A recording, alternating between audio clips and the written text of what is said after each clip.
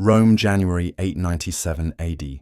A procession of monks files into the Lateran Basilica, robes dragging across the cold stone floor. Candles flicker. The air is heavy with incense. And something else, decay. At the center of it all, a corpse, dressed in papal robes. Slumped on a throne, the crowd stares, silent. This is the Cadaver Synod.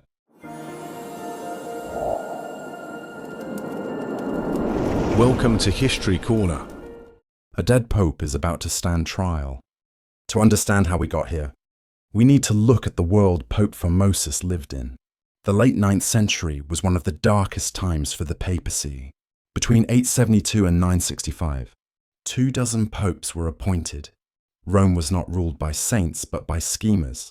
The Carolingian Empire was crumbling, the Holy Roman Empire, a battlefield, and the papacy, a political pawn caught between two rival factions, the House of Spoleto and the Carolingian loyalists. Formosus backed the German king Arnulf of Carinthia, a move that made him a target of the Spoleto family, especially their teenage emperor, Lambert, and his mother, Ageltrude. And when Formosus died in 896, they weren't done with him. Pope Formosus served as pope from October 891 until his death in April 896, during a period of intense political turmoil. His papacy was marked by involvement in major power struggles, including disputes over the Patriarchate of Constantinople, the French throne, and the Holy Roman Empire. He sided with Arnulf of Carinthia against Guy III and Lambert of Spoleto. Before becoming pope, Formosus had a notable diplomatic career. Appointed Cardinal Bishop of Portus in 864, he served as papal legate to Bulgaria and undertook missions to France. He became embroiled in controversy after supporting Charles the Bald's imperial claim, which led to his excommunication in 876 for abandoning his see and allegedly seeking the archbishopric of Bulgaria. The sentence was lifted in 878 after he agreed to stay away from Rome.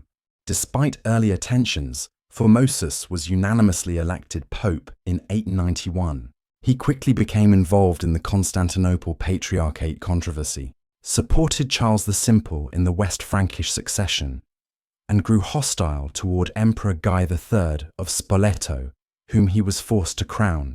Later, he invited Arnulf to liberate Italy, eventually crowning him emperor in 896 after a successful campaign.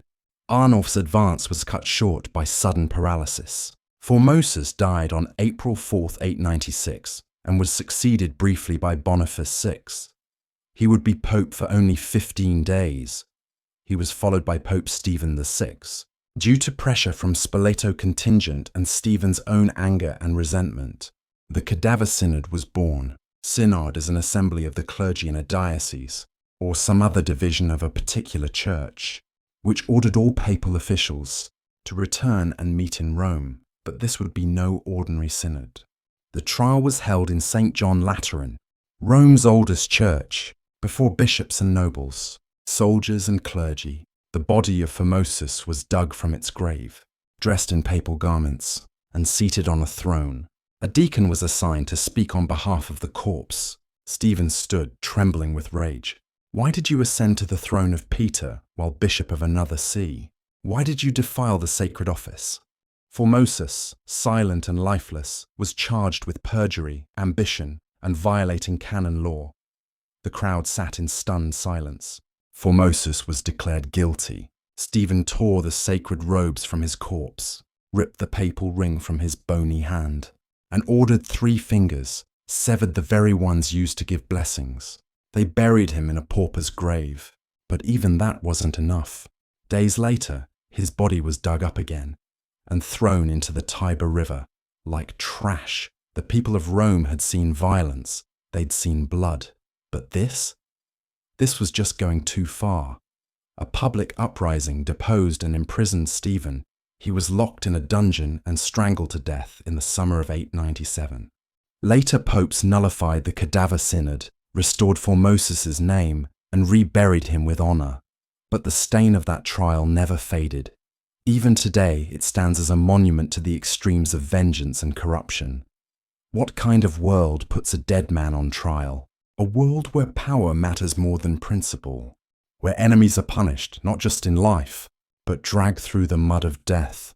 Thanks for watching. Don't forget to like and subscribe for more stories from history. See you next time.